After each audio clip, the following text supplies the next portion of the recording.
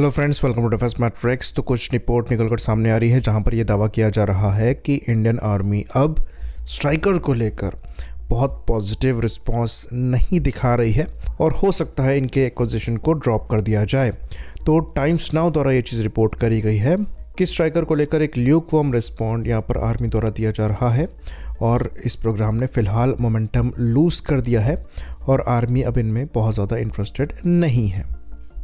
तो यहाँ पर बताया जा रहा है कि स्ट्राइकर को लेकर जो ट्रायल्स हैं ये अलास्का में करे गए थे इवैल्यूएशन के लिए एक्सट्रीम कोल्ड वेदर कंडीशन में, और इस इवैल्यूएशन के बाद इंडियन साइड ने बहुत ज़्यादा इंटरेस्ट इस प्लेटफॉर्म में शो नहीं किया, यानी कि इसकी परफॉर्मेंस से इंडियन आर्मी सेटिस्फाइड नहीं रही। तो ये चीज़ हम काफ़ी समय से कहते चले आ रहे हैं कि अगर आप टेक्निकल स्पेसिफिकेशन भी स्ट्राइकर की देखेंगे तो वहाँ पर कोई बहुत पोलराइजिंग कैपेबिलिटी आपको दिखाई नहीं देगी ना। पावर टू वेट रेशियो इसका बहुत अच्छा है, जिसकी वजह से मोबिलिटी भी कोई बहुत इंप्रेसिव नहीं है। साथ में एम्फीबियस कैपेबिलिटी तो है ही नहीं। तो कोई ऐसा पॉइंट आपको नहीं मिलेगा जो कि इसको एक stand out infantry fighting vehicle बनाता हो।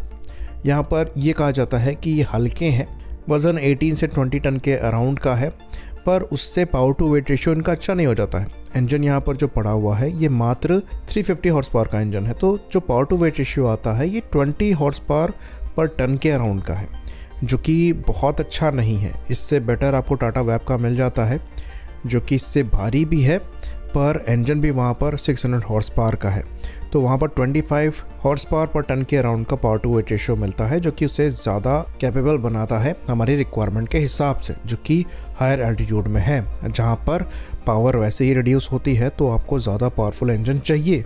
बाकी इसको लेकर भी कंट्रोवर्सी हो रही थी कि जब आपके पास टाटा वेब जैसे आर्मर्ड पर्सनल कैरियर या फिर मॉडिफिकेशन के बाद इन्फेंट्री फाइटिंग व्हीकल के तौर पर ऑप्शन मौजूद हैं, तो इंपोर्ट करने की यहाँ पर क्या रिक्वायरमेंट है स्ट्राइकर जैसे सिस्टम्स को। इवन ये एक्सप्लेनेशन भी जस्टिफाई नहीं कर पा रही थी स्ट्राइकर के एक्विजिशन को, जहाँ पर ये कहा जा रहा था कि स्ट्राइकर को as an infantry fighting vehicle लिया जा रहा है, जबकि एपीसी और इन्फेंट्री फाइटिंग व्हीकल में ज़्यादा डिफरेंस नहीं है। आप एपीसी को मॉडिफाई करके इन्फेंट्री फाइटिंग व्हीकल में कन्वर्ट कर सकते हैं, बस आपको टॉप में अपने हिसाब से गन माउंट करनी है। तो डीआरडीओ वेब में ये ऑप्शन अवेलेबल है, चाहे आप यहाँ पर 30 मिलीमीटर की टर्रेट लगा लें, इवन 105 मिलीमीटर की टर्रेट भी लगा सकते हैं।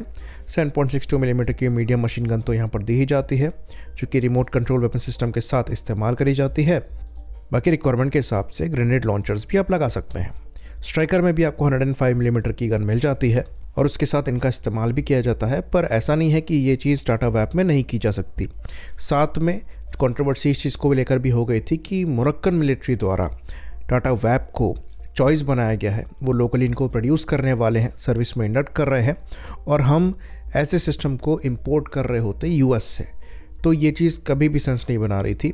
और एक और जो बड़ा नेगेटिव पॉइंट स्ट्राइकर के साथ आता है वो ये है कि ये एम्फीबियस नहीं है, जो कि हमारे लिए बहुत ज़्यादा इंपॉर्टेंट है। तो हाई एल्टीट्यूड एरिया में लेक्स हैं जिनको क्रॉस करने के लिए आपको एम्फीबियस कैपेबिलिटी चाहिए। तो पैंगोंगसो जैसी लेक्स हैं जिनको क्रॉस करने के लिए एम्फीबियस कैपेबिलिटी हैंडी साबित हो सकती है और वो आपको स्ट्राइकर में मिलेगी ही नहीं। हाँ, एक प्लस पॉइंट आप स्ट्राइकर के साथ कह सकते हैं कि इनको आप हरक्यूलिस से कैरी कर सकते हैं, जो कि हमारे द्वारा 12 के नंबर में इस्तेमाल किए जाते हैं। और जब MTA के बारे में हम बात कर रहे थे तो हमने बताया था कि कैसे कुछ रिपोर्ट्स ये सजेस्ट करती हैं कि हरक्यूलिस जो है ये फ़िलहाल प्राइमरी चॉइस बनता हुआ नज़र आ रहा है, जहाँ पर अगेन हमने ये पॉइंट सामने रखा था कि इसकी कैरिंग कैपेसिटी काफ़ी कम है और ये स्ट्राइकर को तो कैरी कर सकता है, पर अगर आप इंडियन लाइट टैंक को कैरी करने की बात करेंगे जहाँ पर वजन 25 टन के अप्रॉक्स का पड़ेगा, जो कि डीआरडीओ वेब का है, तो वहाँ पर परेशानी आएगी।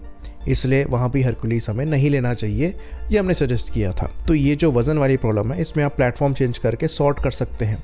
हरक्यूलिस को आप कॉम्पिटिशन से हटा दीजिए, बाकी सारे प्लेटफॉर्म 25 टन के ऊपर पेलोड कैरी करने में सक्षम है, तो चाहे वेब हो या जोरावर हो, कैरी करने में परेशानी नहीं आएगी। तो जेवलिन के प्रोक्योरमेंट को लेकर तो फिर भी कोई विरोध नहीं हो रहा है, बट स्ट्राइकर के प्रोक्योरमेंट को लेकर हर कोई विरोध कर रहा था, क्योंकि टेक्निकल पॉइंट ऑफ व्यू से भी ये चीज़ कहीं से भी सेंस नहीं बनाती है, चाहे आप कितना भी कोशिश कर लें। तो ये बहुत अच्छी न्यूज़ है कि इंडियन आर्मी इनमें बहुत इंटरेस्ट शो नहीं कर रही है।